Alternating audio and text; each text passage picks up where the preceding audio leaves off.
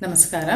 ಪ್ರತಿಭಾವಂತ ಕವಿಯತ್ರಿ ಶ್ರೀಮತಿ ದೀಪಿಕಾ ಬಾಬು ಅವರ ಒಂದು ಕವಿತೆಯ ಶೀರ್ಷಿಕೆ ಚಿಮಣಿ ದೀಪ. ಈ ಕವಿತೆಯನ್ನು ನಾನು 2024 ಡಿಸೆಂಬರ್ ಮಯೂರ ಮಾಸಪತ್ರಿಕೆಯಿಂದ ಆರಿಸಿಕೊಂಡಿದ್ದೀನಿ. ಚಿಮಣಿ ದೀಪ.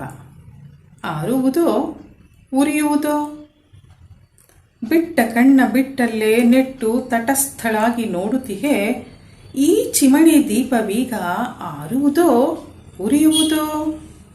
ಉರಿದುರಿದು ಸವೆದಿಹುದು 4 ಹನಿ ಎಣ್ಣೆ ತಳಹದಿ, ನೆನೆದ ಬತ್ತಿಯ ನೆತ್ತಿಯಲ್ಲಿ ಜಗದ ಬೆಳಗು ಆರುವುದೋ ಉರಿಯುವುದೋ.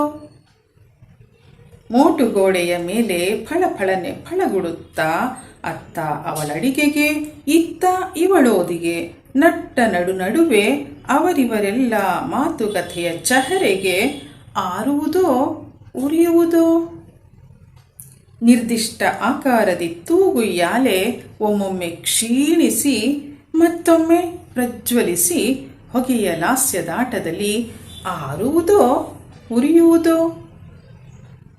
ಇರುಳಾಂಧಕಾರಕ್ಕೆ ಮಕ್ಕಳು ಬೆಚ್ಚು ಬೀಳುವುದಕ್ಕೆ ಕಗ್ಗತ್ತಲ ಸೀಳ್ಗೆಡವಲು ಅಮ್ಮ ಚೂ ಬಿಟ್ಟಿದ್ದಳು. ಬುಡ್ಡಿ ಚಿಮಣಿಯ ಬೆಳಕ ಆರುವುದೋ ಉರಿಯುವುದೋ.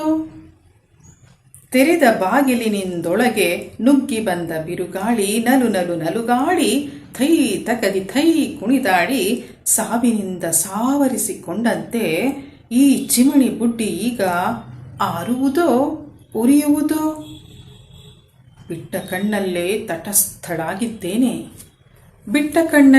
ತಟಸ್ಥಳಾಗಿದ್ದೇನೆ ಈ ಮಾಯಾಂಗನೆ ಚಿಮಣಿಯ ಮಾಯೆಯಲ್ಲಿ.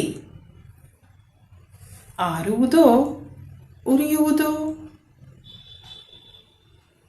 ಧನ್ಯವಾದಗಳು.